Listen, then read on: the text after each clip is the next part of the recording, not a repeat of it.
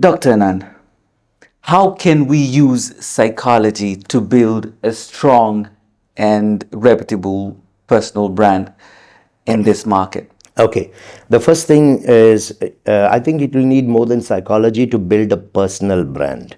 Where the psychology helps you in building your personal brand is you are obviously able to connect with people more effectively. People remember you after they've dealt with you, whether they bought or they did not buy. Yeah. So people start to become ambassadors for you. Your social media presence is where you understand how to communicate and integrate positive language, neutral language, no negative language. So when you understand how to use all of that, your brand gets built up. You have to always remember your brand is not what you say you are.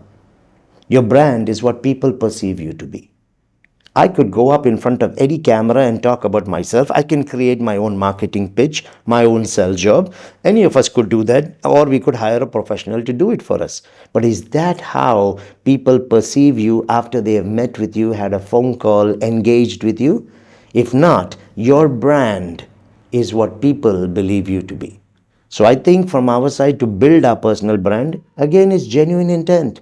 And if you recognize people, you're giving them that value for the time and money that they're giving you. They're giving you not just money, they're giving you the time. And you do that, your intent is genuine, open, honest, professional, accurate. Once you start doing that, you become the brand, because I have learned now, particularly in the last couple of years, it's people who have helped to build me as a brand.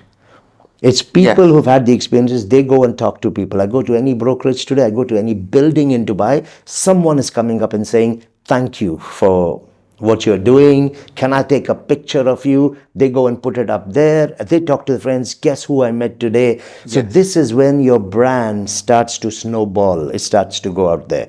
The podcast that we do. But all of this is just gloss and hype if at the end of the day there is no meat on the bone.